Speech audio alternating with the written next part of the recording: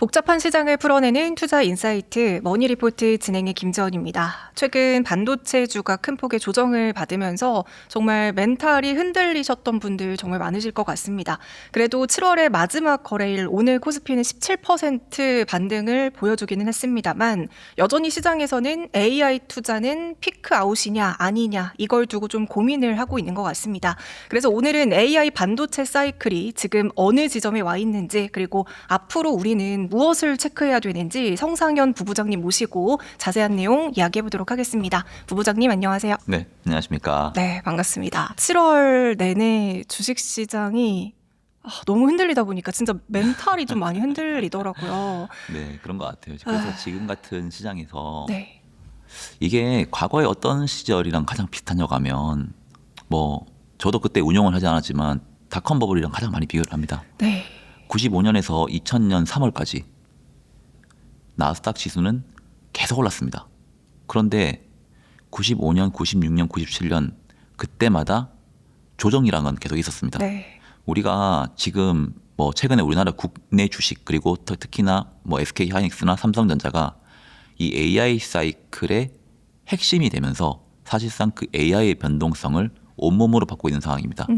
이런 상황에서는 결국 이 사이클 자체가 지금 끝이 났느냐, 끝이 나지 않았느냐를 판단을 하고 접근하는 게 무엇보다 중요하다라는 생각을 저는 구독자분들에게 꼭 말씀을 드리고 싶고 네. 95년도에도 시스코라는 주식이 있었고 2000년 3월까지 시스코라는 주식은 올랐습니다. 거의 한 1800%, 1900% 올랐습니다. 그런데 보니까 매년 10에서 30% 이상의 조정이 있었습니다. 네. 그때마다 나왔습니다. 닷컴 버블은 끝이다. 인터넷 사이클은 끝이다. 이 인터넷 사이클은 너무 버블이다. 그리고 그 버블이 있을 때마다 약세론자 그리고 좀 하락론자 이런 사람들은 많은 인터뷰를 했습니다. 그러고 사람들은 그때마다 주가를 최저점에 던졌습니다. 그러니까 다시 또 올라가기 시작했죠. 네네. 그래서 닷컴 버블이 뭐 결국은 나스닥이 2000년 이후에 꺼졌지만 5년이 오르고 1년이 꺼졌거든요. 그러면 그 계속 가지고 있는 사람이 아닌 이상이라고 하면 이게 분명히 벌었던 사람들이 많아야 되는데 그때 당시에 투자했던 사람들이 대부분 돈을 많이 벌지 못했더라고요. 그 이유를 좀 찾아보면 항상 탐욕에 들어가고 네. 공포에 나왔다고 하는 거죠. 그리고 진짜 공포 때는 나오지 않았고.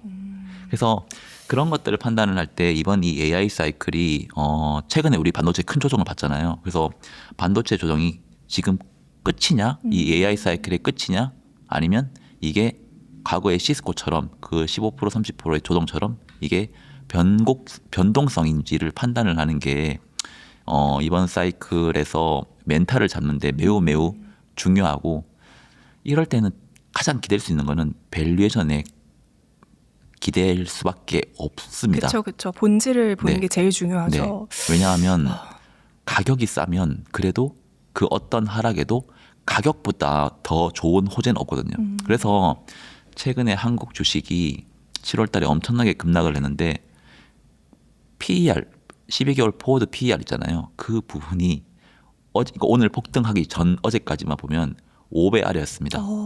많이 저평가가 됐었네요. 네, 제가 개인적으로 이제 그 한 15개 국가를 가지고 국가별 밸류에이션을 판단을 합니다. 그리고 각 국가들마다 기술적 지표가 지금 과매도에 들어와 있는지 과매수에 들어와 있는지 이런 것들을 저는 따로따로 분석을 하는데 네.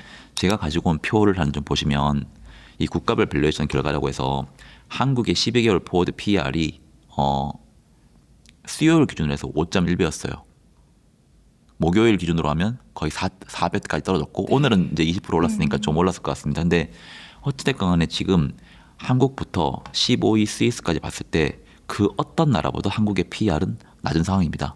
그런데 단순하게 PER이 낮은 수준이 아니라 이 히스토리컬이라고 하면 최근 3년 동안 한국의 PER이 현재 상태가 어느 정도 수준에 와 있는지도 저는 판단을 하는데 네. 그 수준이 지금 1이라고 하면 가장 낮은 수준에 와 있다라고 하는 게 지금 한국의 위치입니다. 네. 그리고 상대 가치라고 해서 15개 국가들 중에서 한국의 위치는 어디냐를 봤을 때도 한국은 상대 가치가 1입니다. 그러면 가장 낮은 수준에 와 있다. 네. 그러면 절대적인 상황도 낮고 우리나라의 과거 히스토리컬 데이터 상황에서도 밸류에이션이 싸고 전 세계 어느 국가랑 비교하더라도 지금 밸류에이션이 싸다라고 하면 현재 한국의 밸류에이션은 매우 매력적인 상황입니다. 그럼에도 불구하고 사람들은 지금 끝났다. 이게 이제 AI 사이클은 끝이다. 네. 이런 관점으로 계속 접근을 했다라고 하는 거죠. 어쨌든 지금 우리나라 시총의 가장 큰 부분을 차지하고 있는 게 삼성전자와 SK 하이닉스잖아요. 네. 지금 말씀 주신 것처럼 뭐 AI 투자 피크 아웃, 뭐 이제 반도체 사이클은 점점 이제 다시 쇠퇴의 길로 갈 것이다. 이런 얘기들이 나오고 있는데 네. 이 부분에 대해서는 그럼 어떻게 파악을 하고 계시는 건가요? 이게 현재 저는 조정을 이게 업황 둔화에 의한 조정이 아니라 네. 결국 지금이 피크아웃을 했기 때문에 앞으로는 빠질 것이다라고 하는 결국 정점은 통과했다라고 하는 우려가 시장에 증폭되기 시작했고 약세론자 하락론자들도 그런 부분들을 많이 시그널링을 줬었습니다. 그래서 현재 상황 자체가 이번 조정은 선행적인 조정이 강하다. 그러면 선행적인 조정이 강하다고 하는 거면 그들의 전망이 틀렸다고 하면 현재 상황에서는 여전히 이 밸류에이션은 매우 싼 구간이고 여전히 우리는 진입을 했을 때 기대 수익률이 높다라고 하는 거를 저는 계속 말씀을 드렸었거든요. 지금 주가가 조정을 받는 건 미래에 이제 피크아웃이 이제 끝나고 떨어질 것이기 때문에 네. 지금 떨어지는 거니까요. 네, 이게 예를 들어서 삼성전자랑 하이닉스가 네. 올해 벌어들인 영업이익이 내년부터는 불가능하다. 이런 관점입니다. 그렇죠. 그런데 저는 꼭 그 얘기를 말씀드리고 있습니다. 지금 이 AI 사이클이 과거 반도체 사이클과 똑같은 사이클이냐. 그러니까 예를 들어서 PC와 핸드폰의 수요에서 나오는 그 D램 랜드 사이클과 지금의 이 HBM D램 랜드 사이클이 같은 사이클이냐고 첫 번째로 저는 이 부분에서 저는 아니라는 생각을 가지고 있습니다. 이거는 B2C 사이클이 아니라 B2B 사이클이다. 그리고 두 번째로는 저는 이게 가장 중요하다고 보는데 모든 주가와 경제는 그 어떤 지표보다 투자자의 심리 그리고 정부의 의지 그리고 기업의 의지가 매우 중요합니다.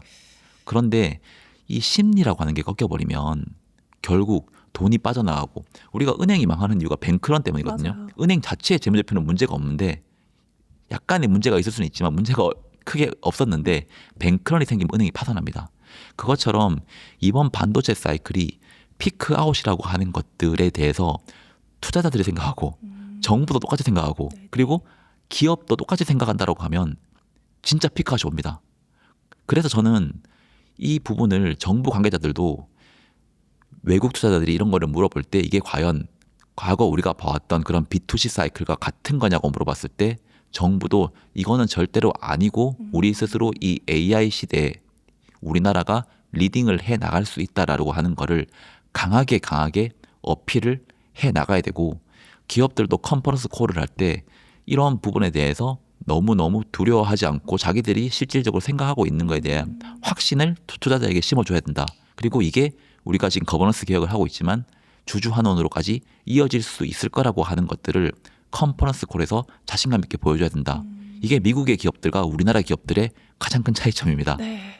사실 그리고- AI를 안보 산업이라고도 하잖아요. 네, 지금 미국 같은 경우에는 전략 산업으로 이 AI를 집어넣고 있습니다. 결국 제가 보는 이 AI는 미국과 중국 간의 산업 패권 그리고 패권 경쟁 이게 나중에 결국은 중국과 미국 간에 그냥 단순하게 그냥 기술 게임이 아니라 네네. 이게 결국은 산업 패권 향후의 국가 패권으로 이어지는 데 있어서 이 AI가 매우 핵심적인 역할을 할 것이라는 생각을 저는 가지고 있습니다. 네네.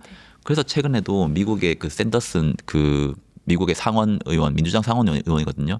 이분이 지금 AI 산업에 대해서 미국 정부가 국부 펀드를 만들어서 이 AI 산업에 주주로 참여를 해야 된다라고 하는 거를 지금 미국 상원에 올려놓은 상황이고 이게 민주당과 공화당의 초당적으로 지금 합의가 되면서 나갈 가능성이 있다고 하는 거죠.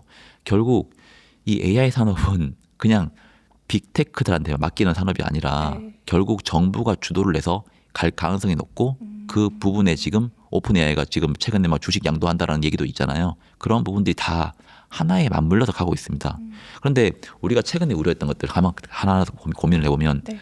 이 AI, HBM, 랜드 사이클이 이게 과연 피크아웃이냐, 결국 이게 시크리컬로 보냐 안 보냐에 따라서 이 관점은 갈라집니다. 저는 그 부분에 대해서 시크리컬 산업이 아닐 뿐더러 최소한 과거의 시크리컬 주기로는 절대 지금의 이 AI 사이클을 놓고 똑같이 치환하면 안 된다라는 생각을 가지고 있고, 그리고 뭐 오라클부터 해가지고 지금 빅테크들이 과연 캐펙스 지출을 못할까?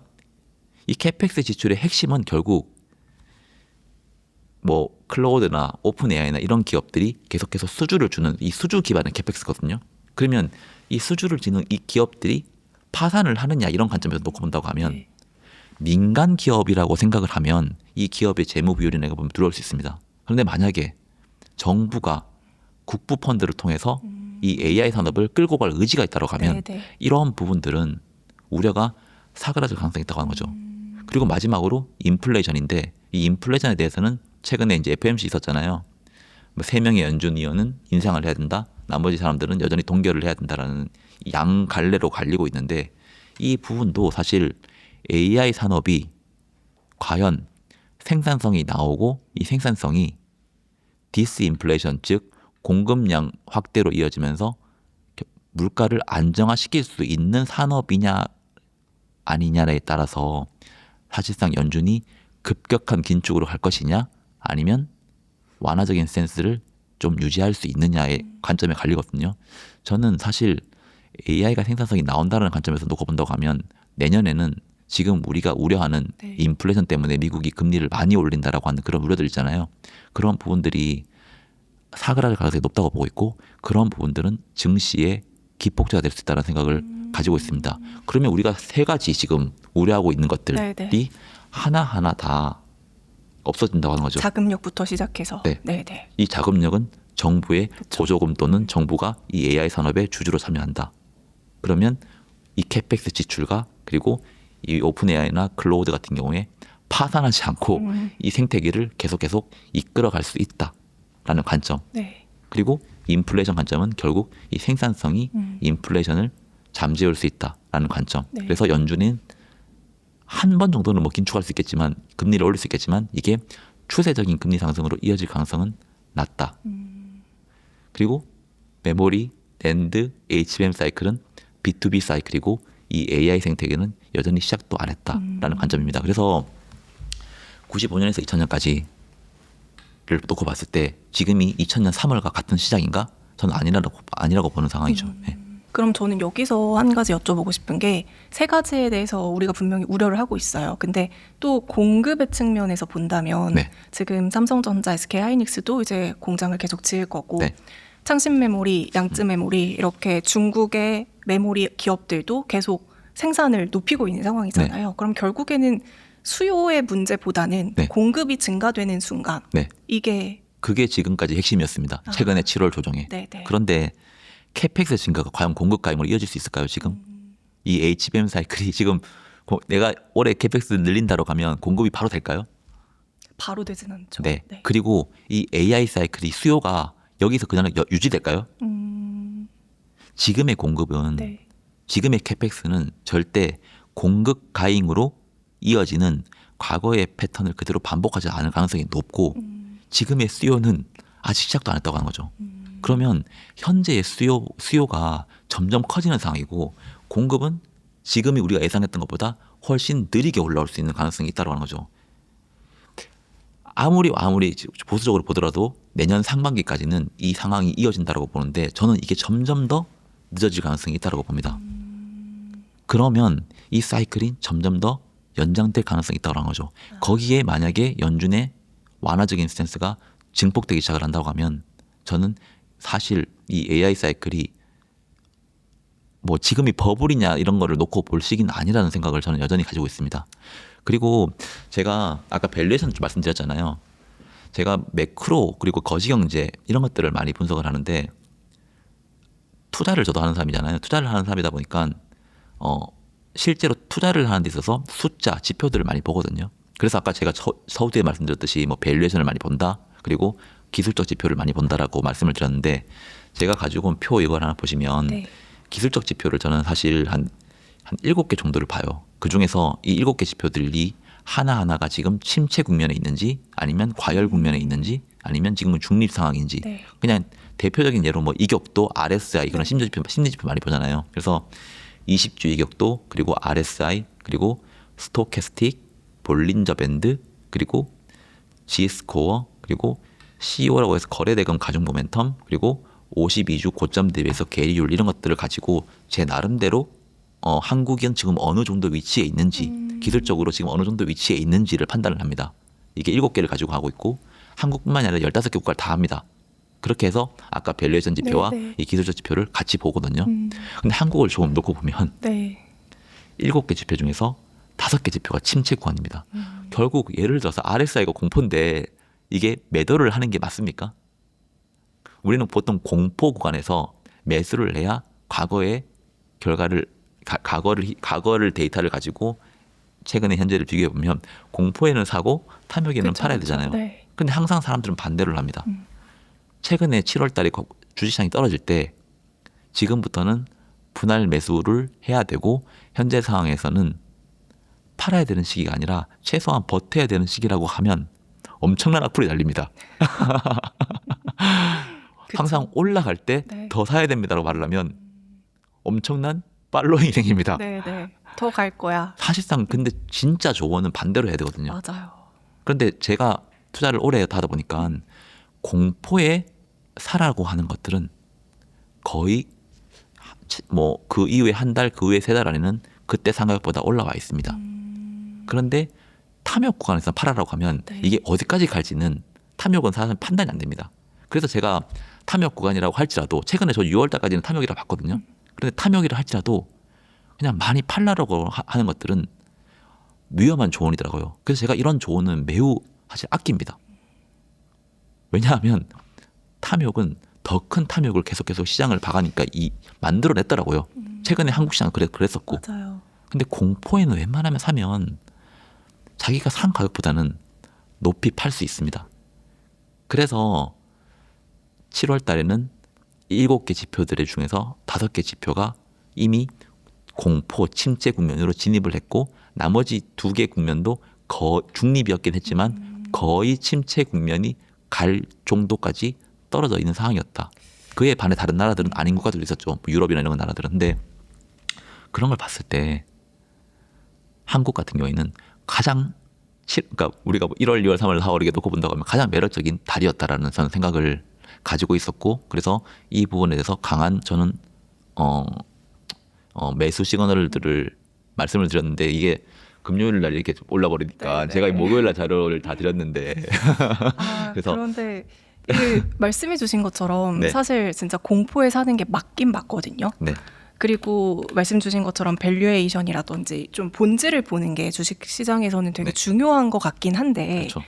지금 한국의 주식 시장의 형태를 보면요. 그러니까 소위 말해서 요즘 도박장이다, 코인장이다 그렇죠. 이렇게 얘기를 하잖아요. 네. 그러다 보니까 이게 공포인지 뭐 이게 뭐 변동성인지 뭐 수급이 꼬인 것 같기도 하고요. 네. 또 이제 개인들이 막 상승장에서는 이제 주식을 매수를 하다가 워낙 떨어지다 보니까 그냥 본전만 먹고 팔아야지 하면서 이 매물대가 이제 자꾸 막히게 되고 이런 문제 때문에 이게 과연 공포 구간에 사는 게 맞는 것인가 아니면 그냥 또 변동성인가 이게 되게 헷갈리는 것 네. 같아요. 그래서 지금의 전 한국 시장 보니까 네. 하이닉스랑 삼성전자가 거의 다고 뭐 물론 이제 이 반도체 말고도 여러 가지가 있지만 시총 비중이 크잖아요. 근데 네네. 그 시총 비중이 큰 종목의 변동성이 너무 크기 때문에 지수와 종목의 차이가 거의 없습니다. 그렇기 때문에 엄청나게 그러니까 한국 지수를 한다고 해도 종목을 한다는 생각으로 거의 접근을 하시는 게 맞는 것 같아요. 네네. 그런데 내가 만약에 그런 변동성을 못 견디는 멘탈이라고 하면 한국의 비중을 일정 수준만 가져가는 게 맞습니다. 그리고 나머지들은 다른 국가들로 배치하는 게 맞아요. 네. 예를 들어 미국을 놓고 본다고 하면 미국의 S&P는 큰 변동성이 없었습니다. 그런데 미국의 반도체주는 거의 50%씩 빠졌습니다. 똑같이. 그런데 미국의 반도체주는 50% 빠졌지만 미국의 지수는 그렇게 많이 안 빠졌잖아요. 그렇죠. 근데 한국은 반도체주가 50% 빠지니까 지수가 30% 빠졌잖아요. 그런 관점으로 놓고 본다고 하면 이 한국 주식 지수 같은 경우에는 현재 상황에서는 이게 미국의 반도체주를 한 거와 거의 비슷한 수준의 변동성이다. 이게 보통 가격 변동성을 가지고 그 기업의 네. 그 국가의 변동성을 보거든요. 그래서 이런 거를 판단을 할 때는 자기가 감내할 수 있는 수준이 어느 정도로인지 가지고 나는 한국 지수에 투자했으니까 엄청나게 안전하게 투자하고 있고 내 전 재산을 여기다 넣어놔도 나는 멘탈이 흔들리지 않는다라고 생각하시면 오산일 수 있습니다. 그런데 한국 주식이 여기서 끝이냐라는 생각을 물어본다고 하면 네네. 저는 아니라는 생각을 계속 가지고 있고 이 AI 사이클의 끝까지 한국 주식은 계속 핵심적인 역할을 할 가능성이 있다. 그래서 일정 수준의 포지션은 가져가실 필요가 저는 분명히 있다는 생각을 계속 가지고 있고 네. 한국 뭐 국내와 미국 해외를 보통 5대5로 가져가려고 하거든요. 근데 내 멘탈이 좀 약하다라고 하면 뭐 4대6 이런 식으로 해서 좀 분산을 시켜서 좀 가져갈 필요가 있다라는 생각을 저는 가지고 있고요. 네. 진짜로 제가 이 사이클 자체가 아까 전에 미국과 중국 간의 뭐 패권 경쟁 이런 것들을 좀 말씀을 드렸는데 가장 큰 이유가 현재는 국가 자본주의 시대로 들어갔고 이 부분은 재편이 되기 전에 엄청난 폭풍의 시대라는 거를 저는 한 과거 2, 3년 전부터 계속 꾸준히 말씀을 드려왔습니다. 제가 가지고 온 이 표를 보시면 네. AI 캐펙스 이 표 데이터 그 자료를 보시면 네. 전 세계 GDP에서 미국이 차지하고 있는 비중이 지금 현재 이건 2025년까지 데이터인데 2025년 기준으로 한 25%에서 26% 정도 됩니다. 근데 중국이라는 나라 이 파란색 선이거든요. 네. 이걸 보시면 16.8% 거의 17%까지 올라와 있습니다. 과거 25년 전에 놓고 보면 미국이라는 나라는 30% 현재 상황보다 조금 그냥 높은 상황이었지만 중국이라고 하는 나라는 3.6%였습니다. 그런데 지금 25년이 지난 지금은 미국이 전 세계에 차지하고 있는 GDP 비중은 과거와 크게 다른 게 없는데 중국이라고 하는 나라는 엄청나게 많이 따라왔다. 네네. 그리고 이렇게 많이 쫓아오는 나라들의 대부분 핵심적인 메커니즘을 보면 제조 강국입니다. 제조 강국. 그런데 이렇게 올라오는 국가들이 제조 강국이 되면서 처음에는 레거시 제조업 그리고 약간 우리가 뭐 신발 공장 이런 거를 하는 제조업으로 시작을 했다고 하면 지금은 기술 제조업 그리고 군사 제조업 이런 식으로 발전을 엄청나게 했다라고 하는 거죠. 미국은 사실 이런 부분들이 위협적일 수밖에 없다는 생각을 누구보다 가지고 있습니다. 왜냐?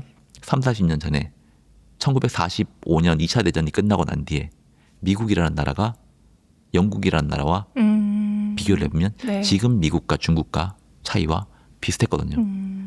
당시에 파운드에서 달러로 넘어왔고 달러의 패권은 한 80년, 100년 유지가 되고 있습니다. 그런데 지금 현재 상황을 놓고 보면 달러의 패권은 유지되고 있지만 전 세계 GDP에 차지하고 있는 비중은 중국이라고 하는 나라가 과거에 미국이 했던 것처럼 많이 올라왔고 미국은 알고 있다고 하는 거죠. 제조의 패권이 넘어가면 결국 금융의 패권이 넘어가고 그쵸. 이거는 결국은 실제 국가의 패권이 넘어간다라고 하는 거를.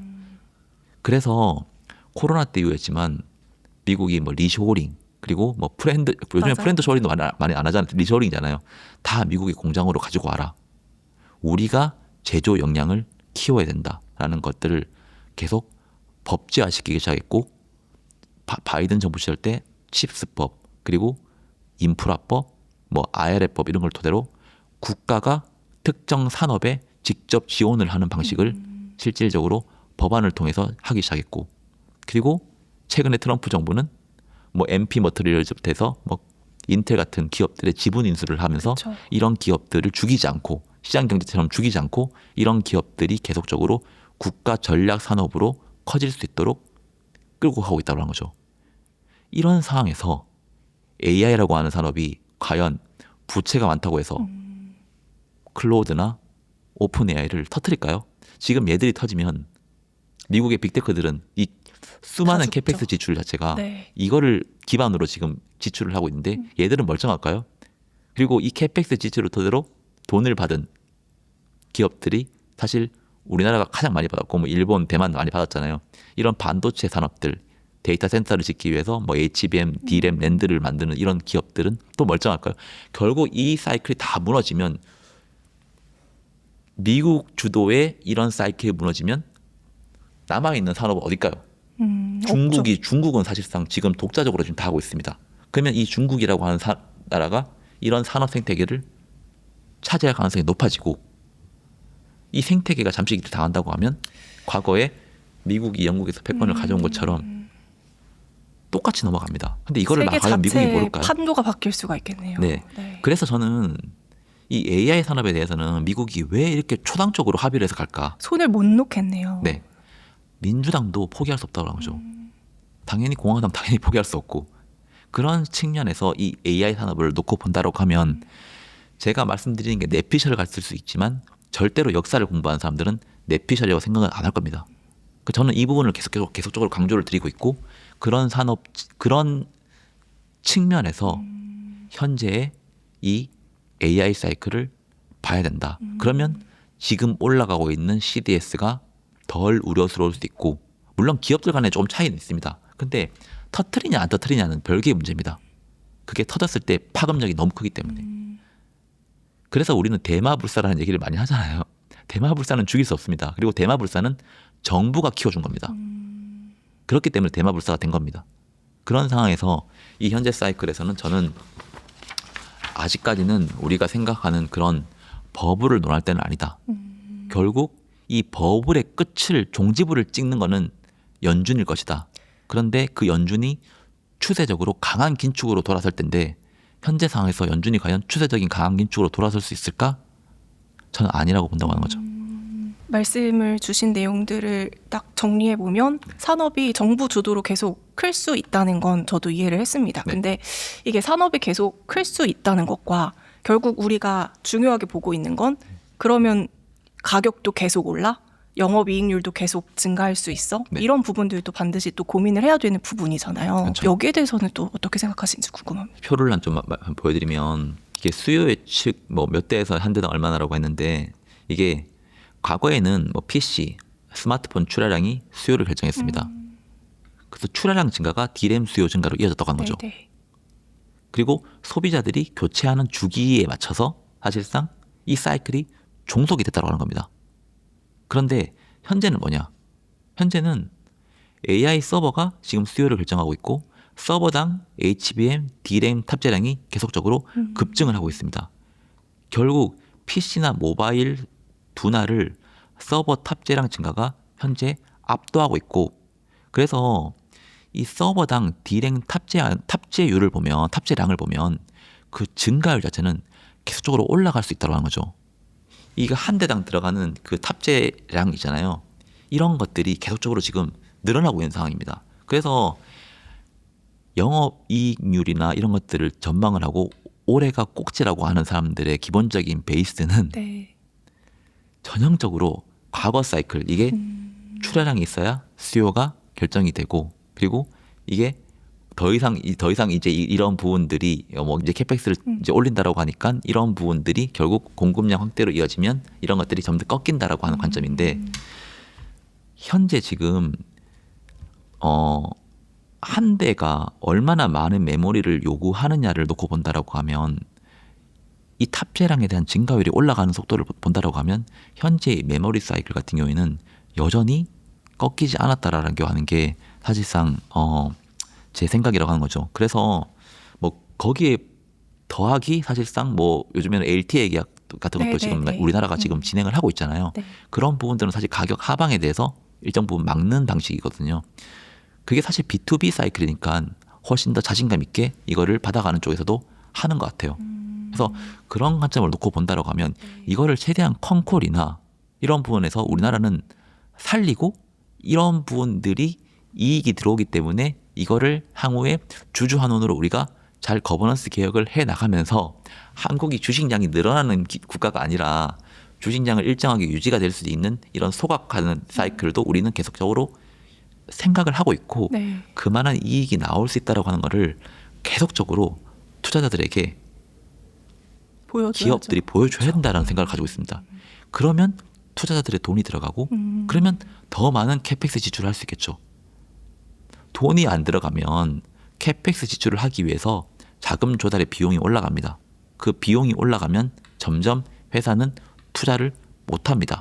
그러면 이 AI 산업이 커지는 데 있어서 우리가 그 생태계에서 차지하고 있는 그 비율 자체가 커질 수가 없습니다. 지금 중국은 국가 주도로 뭔가를 계속 해오고 있는데 네. 우리나라는 지금 뭐 우리나라도 지금 국가 주도로 지금 진행을 하고 있지만 그런 측면에서 사실 기업들이나 정부나 사실 지금 정신 똑바로 차려야 된다고 보고 있습니다. 정신 똑바로 차리고 컨퍼런스 콜 제대로 하고 그리고 정부도 물어봤을 때 확신을 가지고 이게 우리 국가 전략 산업이다. 그리고 이거는 기업들만이 하는 게 아니라 정부와 기업이 합심을 했고 그러니까 투자자들이 더 안심을 하고 투자들이 가도 된다라는 것들을 계속적으로 좀 심어줄 필요가 저는 있다라는 생각을 계속적으로 말씀을 드리는 거죠. 네. 네. 그러면 부부장님께서 생각하시기에는 지금의 반도체 사이클은 네. 어느 쯤에 와 있다고 생각을 하세요? 저는 지금 시장이 생각하고 있는 것보다 더 길어질 수 있다고 보지만 시장은 그렇게 생각하는 것 같아요. 이 반도체 사이클의 끝은 뭐 끝이라고 하기보다는 반도체 기업들이 돈을 지금 벌어들이는 것보다 조금 이제 벌어들이는 게 점점 줄어들 거라고 네. 생각하는 것들은 빅테크들 기업들 있잖아요. 지금 어마어마한 캐펙스 지출을 하고 있거든요. 이 캐펙스 지출이 줄어드는 시기. 결국 캐펙스 지출이 줄어드는 시기도 있지만 결국 이게 현금 흐름으로 들어오는 시기. 그때 되면 지출은 줄이고 현금 흐름이 들어오는 시기니까 미국 같은 경우에는 이걸로 뭐 자사주 소각을 계속 해나가겠지만 우리나라 기업들은 어떻게 보면 하이퍼스케일러 기업들이 캐펙스 지출을 하는 거에서 받아가는 돈의 최대 수혜자거든요. 그런데 미국이 거의 다 지출을 했다라고 하면 그러면 우리나라 기업들은 더 이상 받아갈 것들이 없겠죠. 그렇죠, 그렇죠. 그런 측면을 놓고 본다고 하면 지금 시장이 전망하고 있는 것은 내년 하반기 같아요. 내년 하반기부터 하이퍼스케일러 기업들은 이 그 현금 흐름이 들어오기 시작한다. 지금은 계속 지출만 하고 있지만 그 이후부터는 사실상 이 AI가 돈을 벌기 시작하면서 네. 실제로 돈을 벌기 시작한다. 그런데 그게 우리나라의 끝이냐? 그건 아닙니다. 왜냐? 하이퍼스케일러 기업들이 돈을 벌기 시작한다고 하는 거는 이 하이퍼스케일러 기업들이 지금 하고 있는 게 결국은 이 LLM을 지금 내거든요. 이 뇌가 많은 산업에 점점 장착이 되고 있다고 하는 거거든요. 그럼 장착이 되고 있다고 하는 거면 이거를 장착시켜서 가게나 산업에서 쓸 수 있는 뭐 물건들이 지금 계속 확대되고 있다고 하는 겁니다. 로봇. 네. 그런 것들의 지금 최대 수혜 국가가 과연 어딜까라고 놓고 본다고 하면 우리나라가 사실 LLM을 제외한 나머지 산업들은 거의 다 들고 있습니다. 그렇게 따진다고 하면 우리나라의 그 주도주는 저는 바뀔 수 있다. 지금은 오로지 반도체지만 이게 점점 AI 생태계가 커지는 데 있어서 이게 브로드닝 될 수 있다. 그러면 이 주도주가 계속 바뀌어 나갈 수 있다라는 생각을 저는 가지고 있다고 하는 거죠. 그러면 지금까지는 진짜 AI 수혜에 소프트웨어 쪽이 정말 수혜를 못 받고 있었잖아요. 그렇죠. 네. 이쪽도 좀 빛을 볼 수 있다고 생각을 하시나요? 네, 그쪽이 결국 마지막 생산성을 만들어내는 곳이라고 보고 있어요. 그리고 그때가 사실상 닷컴 버블로 치면 가장 큰 버블이 일어나는 시기입니다. 그런데 그런 산업들은 언제 보통 실제로 이익이 나고 뭐 얘네들이 주가가 언제 올라가냐면 그게 대부분 중앙은행이 약간 완화적인 스탠스를 취할 때입니다. 근데 지금은 완화적인 느낌이 약간 아니잖아요. 전혀 없죠. 네. 네. 그런데 이 AI라고 하는 산업이 네. 결국 지금은 데이터 센터를 하나 짓는데 어마어마한 사람이 필요합니다. 그리고 이게 인프라 사이클이잖아요. 어떻게 보면. 네. 그러니까 원자재의 상승을 계속해서 부추깁니다. 그러니까 이게 물가가 떨어질 수가 없잖아요. 물가 그렇죠. 상승률이. 근데 이게 다 지어지면 어떻게 될까요? 그만한 사람이 필요할까요? 공장에 있는 사람들이? 저 이제 필요 없죠. 네. 네. 그때부터는 이게 쓰이는 시기잖아요. 이게 쓰이는 시기라고 하면 결국은 산업으로 확장이 되면 결국 임금 상승률이 그렇게 올라가지 않는다고 하는 거죠. 그렇죠, 그렇죠. 그리고 더 이상 원자재가 그렇게까지 막 가격이 튀는 그런 공급 부족 현상에서 약간 완화된다고 하는 거죠. 그러면 연준은 긴축적인 스탠스가 아니라 완화적인 스탠스로 갈 수 있습니다. 케비너 씨가 말하는 게 딱 그거예요. 지금 우리가 금리를 올려서 물가를 잡는 게 맞냐? 지금의 이 인플레이션 사이클이 사람들이 사재기를 많이 하고 해서 수요가 올라가서 지금 생기는 그런 인플레이션 사이클이냐? 아니면 데이터 센터 짓는 데 들어가는 그 공금 때문에 들어가는 인플레이션 사이클이냐. 네네. 결국 이런 부분들은 다 지어지고 나면 생산성 향상으로 이어질 수 있는데 만약에 우리가 여기서 이 목표치보다 높은 물가 상승률 때문에 금리를 높게 올려가지고 현재의 이 산업 생태계가 다 망가져 버리면 이거는 연준이 인플레이션에 대한 원인을 제대로 진단하지 못한 상황에서 처한 행태일 거고 만약에 이렇게 이런 산업을 죽여버리면 양극화는 훨씬 심해지고 그쵸.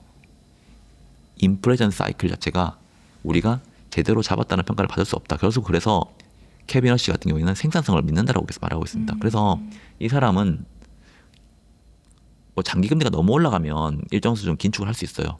그 기준금리를 올려야 장기금리가 떨어지는 이 아이러니한 상황에 빠져 있거든요. 그런데 추세적인 금리 인상을 토대로 이 사이클을 죽일 생각은 저는 없는 연준 의장이라고 보고 있습니다. 그래서 어느 순간에는 연준이 완화적인 스탠스가 나올 거라고 봅니다. 그게 물가가 잡히지 않았는데도 불구하고 그때 사실 시장은 이 부분들을 매우 호재로 받아들일 가능성이 있다고 하는 거죠. 그러면 아예 투자를 할 때 전략을 어떻게 보면 삼성전자, SK하이닉스는 아직도 저평가라고 보고 있으시긴 합니다만 네. 우리가 주식을 진짜 수익률을 극대화하기 위해서는 정말 싸게 사는 게 중요하잖아요. 네. 그럼 지금 하이퍼스케일러 네. 투자, 네. 소프트웨어 투자 네. 이 전략은 또 어떻게 보시는지 궁금합니다. 근데 지금은 하이퍼스케일러 기업들 주가 안 오르고 있죠. 네. 소프트웨어 기업들 안 오르고 있죠. 네. 지금 그 중간에 오르고 있거든요. 이럴 때는 중간을 해야 됩니다. 아, 이게 하이퍼스케일러 기업들이 왜 못 올라가냐고 하면 지금 우리가 우려하는 게 지출이잖아요. 근데 얘들이 왜 지출을 할까요? 1등 하려고.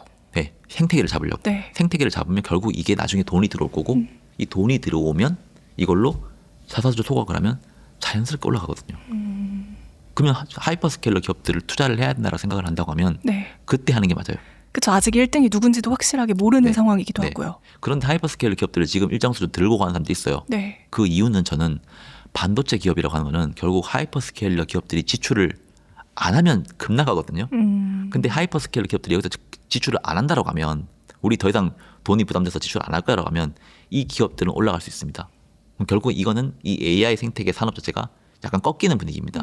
그럴 때 해치할 수 있는 수준으로 네, 네. 가지고 가려고 이거를 같이 들고 갈 가능성은 저는 들고 가는 건 좋은 전략이라고 봅니다.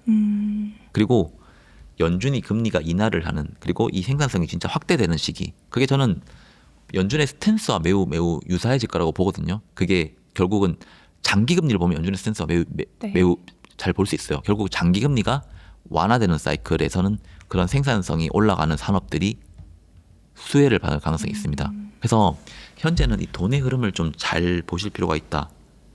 주도주가 뭔지를 찾는 게 사실 그런 부분들의 핵심이거든요.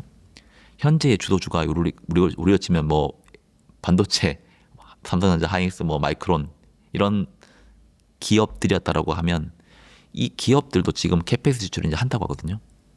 그럼 얘네들이 캐펙스 지출을 할 때 얘네들의 캐펙스 지출을 받아갈 수 있는 기업들은 과연 어디일까라고 놓고 본다고 하면 그런 기업들이 결국 소부장이 꽤 많습니다.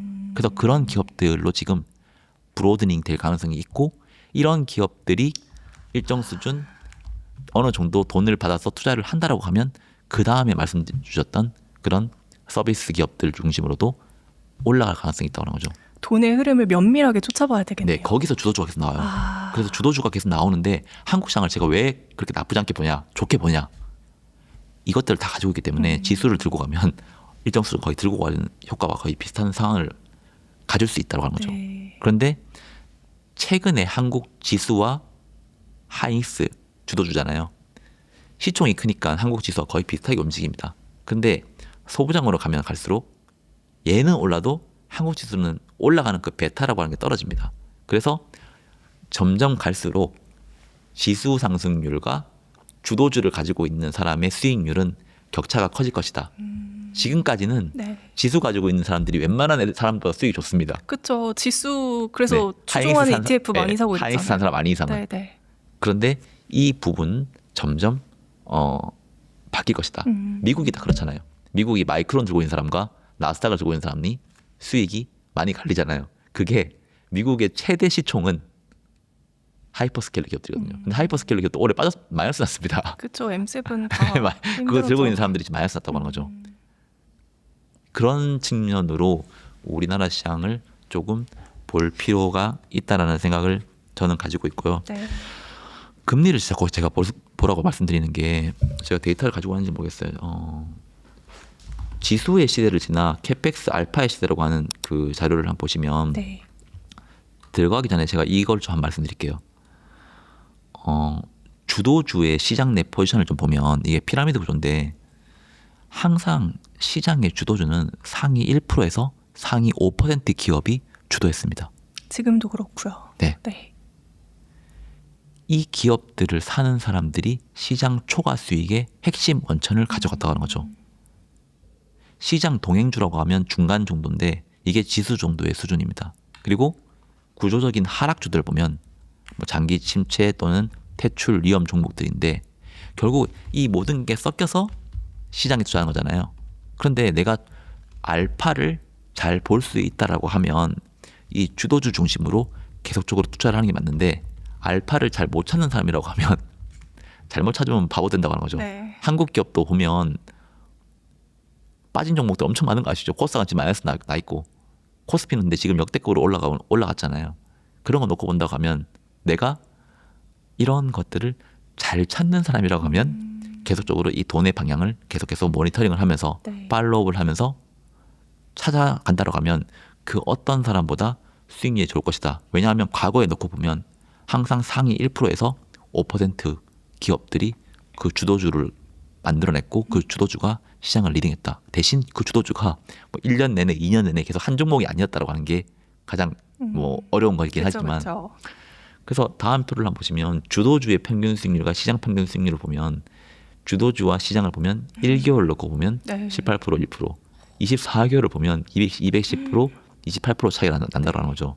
이런 걸 보면 우리가 왜 주도주를 계속적으로 고민을 해야 되는지에 대해서 저도 사실 이거를 누구보다 많이 연구를 합니다.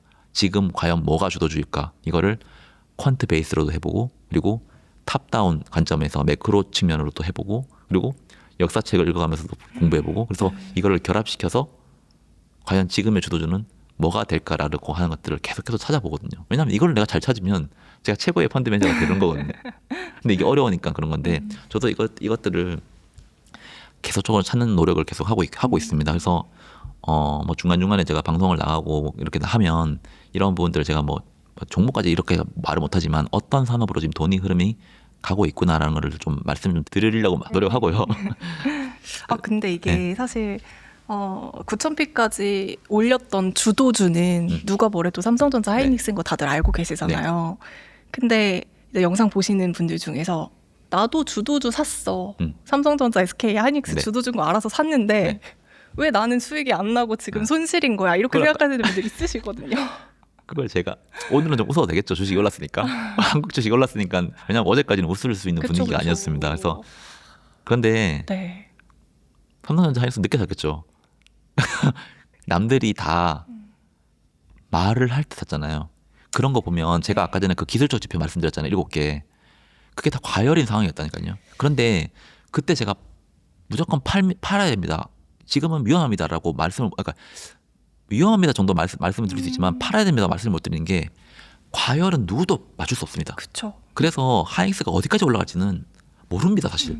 그런데 제가 말씀드린 듯이 떨어졌을 때 과매도 국면일 때는 이 산업이 성장하고 있는 산업이냐 철저하게 밸류에이션 접근으로 들어가면 이거는 누구보다 좋은 수익을 얻을 수 있고 그럴 때는 절대로 폭락론자 말을 들으면 안 된다고 하는 거죠.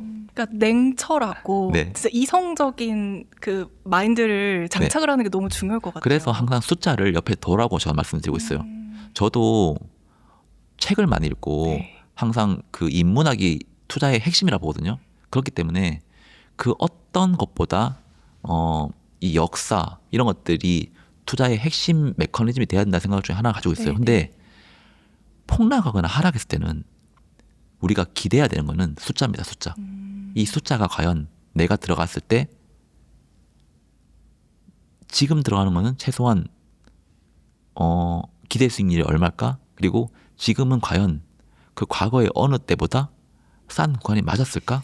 그리고 지금은 내 옆에 있는 사람뿐만 아니라 모든 사람들이 다 공포에 있는 상황인데 나도 똑같이 공포에서 그걸 던진다? 그러면 사실상 또 탐욕 구간에서 또 들어갈 수밖에 없어요. 그쵸. 그래서 그런 것들은 무조건 반대를 해야 된다고 보고 있고 내가 레버리지가 많고 돈이 많이 들어가 있고 그럴 때면 사실 과매수 국면일 때는 다 파는 건 아니지만 일정 수준 현금화 시키는 게 매우 필요합니다. 근데 이거를 제가 방송에서 지금 팔아야 됩니다 말을 못하는 게 그쵸. 팔았다가 더 오르면 어떻게 할 거예요? 맞아요. 근데 그건 아무도 못 맞추거든요. 그쵸. 닷컴 버블 때도 99년도에 나스닥이 80% 올랐어요. 근데 그때가 99년 초가 가장 큰 버블이라고 했습니다. 그런데 99년 말까지 80% 올랐습니다. 그때 워렌 버핏도 팔았고 드러컨 밀러라고 해서 엄청나게 유명한 헤지펀드 투자자도 팔았다가 다시 샀습니다. 그 정도로. 그러니까 주가는 진짜 누구도 맞출 수 없으니까요. 네. 네. 그런데 이게 공포 국면, 밸류에이션을 싼 국면에서는 워렌 버핏이 남의 말 듣습니까? 자기가 싸다고 생각하는 걸 사는 거지. 그리고 그 사람은 기다리잖아요. 그게 사실 가치 투자하는 사람들의 방식이거든요.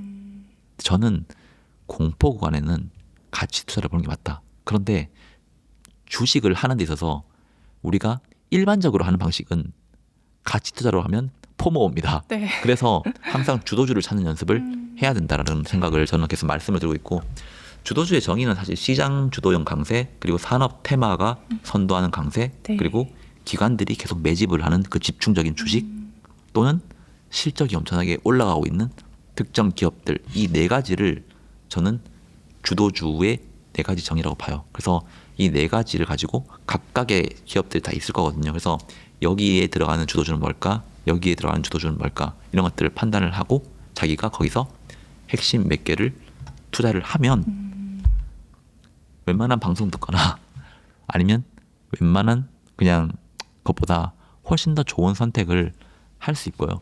네. 모르겠으면 제 방송을 계속 보시면 되고요. 좋아요.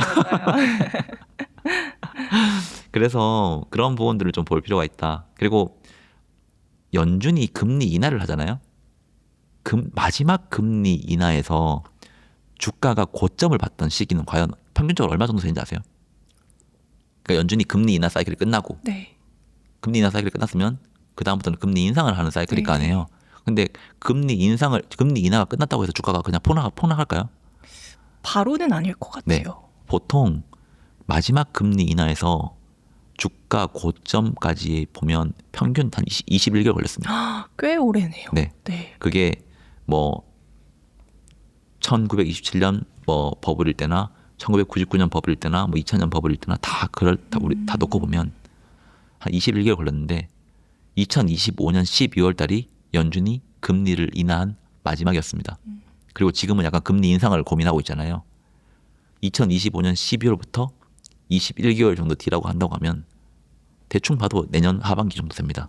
그러면 사실상 지금부터 내년 상반기까지는 이런 데이터를 놓고 본다고 하면 이런 변곡점 있잖아요. 그런 것들은 항상 매수의 기회고 그 매수의 자리가 모든 기술적 지표가 공포를 가리키다 있다고 하면 그때는 두려워할 필요가 없지 않을까. 그거는 한국만이 아니라 미국, 뭐 유럽 다 똑같습니다. 그 어떤 국가나 이 AI 사이클에 속해 있는 나라들 같은 경우에는 그렇게 접근을 하면 되지 않을까라고 저는 생각을 하고 있습니다. 네. 그럼 마지막으로 삼성전자, SK하이닉스 들고 계신 분들을 위해서 오늘은 그래도 좀 주식이 많이 올라서 다행이긴 합니다만 또 네. 8월에 예측이 또 힘들잖아요. 또 이제 변동성이 커질 수도 있고요. 네. 어떻게 대응해야 될지 또 8월은 어떻게 예상하시는지 8월? 살짝만 네, 어렵긴 하지만요. 이게 최근에 미국 장기금리가 올라가고 있습니다. 네. 사실 저는 지금 나머지 우려들과 악재들은 대부분 다 두드려 맞았습니다. 그런데 한 개 지금 또 안 두드려 맞은 게 있어요. 네. 그게 미국의 장기금리 상승입니다. 이게 FOMC 이후에 장기금리가 더 올라가기 시작했거든요. 최근에 미국제 10년물 같은 경우에는 4.6, 4.7을 지금 거의 육박하고 있는 상황이고 금리가 계속 올라가면 시장에 큰 충격을 줄 수 있습니다. 유동성도 부족해지고요. 네. 네. 그 부분이 사실상 보면 가장 큰 악재 요소로 남아 있다.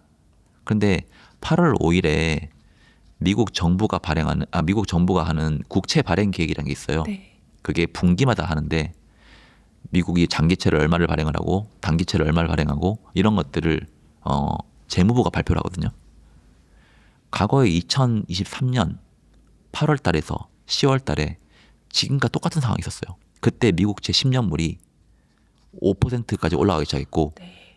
당시에 미국 S&P 500은 4,600에서 4,200까지 떨어지면서 그때 3개월 지옥이었습니다. 네. 지수가 그렇게 빠졌으면 개별 종목들은 박살 났겠죠. 그렇죠.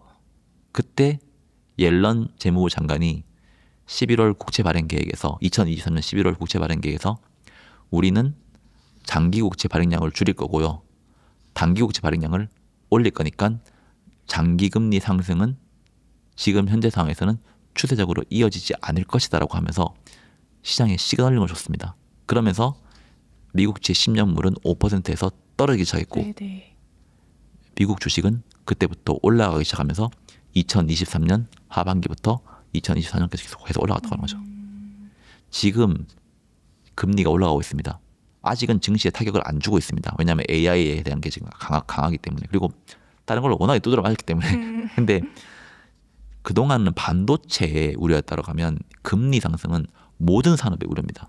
그렇기 때문에 금리가 계속적으로 올라가면 시장에 충격을 줄 수 있다. 그런데 8월 5일 날 만약에 재무부 장관 베센트가 네.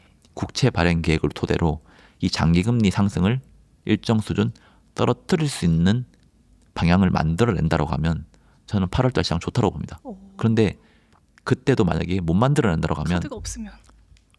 말을 했는데도 금리가 계속 올라간다? 네, 네. 그러면 조금 조심할 필요가 있다.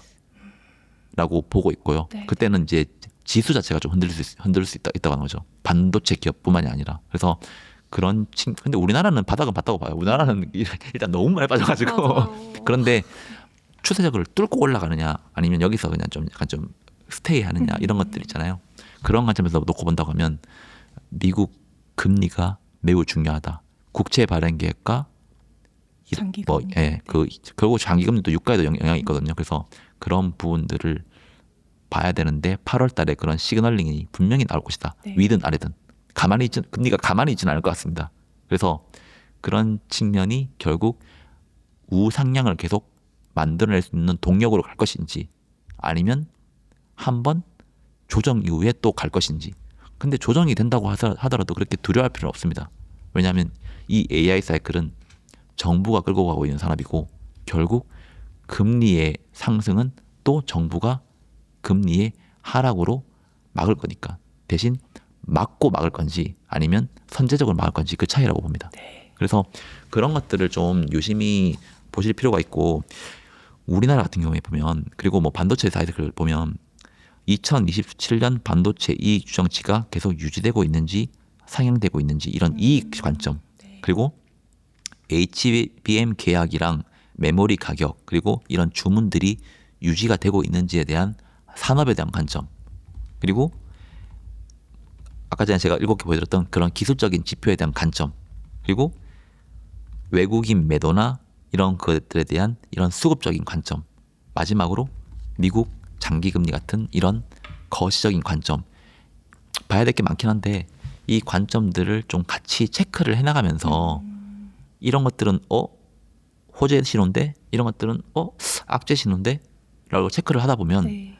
악재 신호가 많으면 그때는 좀 조심하면 돼요. 그렇죠. 그러다가 빠지면 또 거기 현금으로 하면 되잖아요. 호재 신호가 많으면 누가 뭐라고 해도 나는 내 갈 길을 가겠다라고 운영 전략을 짜시면 됩니다. 남이 사라고 해서 사고 팔아고 해서 팔잖아요. 그러면 항상 고점 매수 저점 매수 하게 됩니다. 그리고 지금과 같은 공포 시기에는 절대로 공포를 조장하는 방송을 웬만하면 보시지 마시고요. 같이 흔들리니까 또. 네. 네. 더 흔들립니다. 왜냐하면 항상 가격은 사람의 심리를 만들고 그 심리가 그 사람의 행동을 만들어내버리거든요. 그래서 자기의 멘탈을 잘 붙잡으시길 바라고 기업들에게도 꼭 말씀드리는데 컨퍼런스 콜을 좀 자신감 있게 하시라. 확실하게. 우리나라의 기업이 우리 스스로가 확신이 없으면 밸류에이션 5배에서 계속 평가받습니다. 근데 우리가 밸류에이션을 높게 받으려고 하면 우리나라 기업들 스스로가 자신감이 있어야 되고 우리나라 정부가 자신감이 있어야 이 5배가 8배 되고 8배가 10배 되고 10배가 20배 되는 겁니다. 왜 미국은 20배를 받고 왜 인도는 19배를 받고 중국, 일본마저 뭐 13배, 14배를 받는데 왜 우리나라는 다섯. 5배 받고 있는데 비싸다고 하고 있고 그걸 왜 그렇게 평가를 받아야 되는지에 대해서는 저 잘 모르겠는데 네. 우리가 하기 나름인 것 같아요. 그리고 이번 AI 사이클은 누가 뭐래도 우리나라에게는 역대급 기회입니다. 그리고 이 산업은 지금보다 훨씬 커질 가능성이 있습니다. 왜 이 빅테크 기업들이 이렇게 많은 캐펙스 지출을 하느냐. 지금 1조 달러 막 하거든요. 왜 하느냐. 나중에 이 산업 자체가 커지면 산업만 커지는 게 아니라 전 세계 GDP가 커집니다. 그러면 내가 쓴 1조 달러가 현재는 1조 달러만 회수를 할 수 있지만 산업이 커져버리면 2조 달러, 3조 달러를 회수할 수 있는 산업이 돼버리고 이 생태계를 잠식을 하면 생태계는 잘 뺏기지 않습니다. 10년, 20년 갑니다. 구글 보시면 아시잖아요. 그 뒤에는 아무리 내가 기술이 좋아도 못 들어옵니다. 왜냐하면 생태계를 그쵸. 들어올 수가 없거든요. 그렇기 때문에 저는 이 빅테크 기업들이 미친 듯이 투자하고 있다고 보고 있고 미국 정부도 이걸 알고 있기 때문에 중국 정부도 이걸 알고 있기 때문에 투자를 하고 있다고 보고 있습니다. 그런 관점에서 그런 거시적인 관점에서 좀 세상을 바라보면 두려움이 덜 두렵고 합니다. 그래서 그런 관점으로 투자를 좀 한번 해봤으면 좋겠고 네. 한국이 5배, 브라질이 8배, 베트남이 10배입니다. 꼴찌입니다. 꼴찌. 이거는 좀 말이 좀 다릅니다. 근데 비싸다고 지금은 조심해야 된다고 자꾸 말을 하는데 뭘 가지고 그렇게 말씀하시는지 잘 모르겠어요. 그래서 그리고 우리나라 이익 모멘텀은 뭐 1개월, 3개월, 6개월 보더라도 계속 올라가고 있는 추세였고 그렇게 두려워할 필요 없다고 봅니다. 네. 네, 알겠습니다. 이렇게 오늘 성상현 부부장님께서 흔들리는 장세에서도 조금 더 본질적인 것을 볼 수 있도록 다양한 인사이트 주셨습니다. 아, 여러분 7월 진짜 너무너무 고생 많으셨고요. 다가오는 8월에는 웃는 날이 많았으면 좋겠습니다. 성상현 부부장님과 함께했습니다. 오늘 네. 말씀 감사합니다. 네, 감사합니다. 네.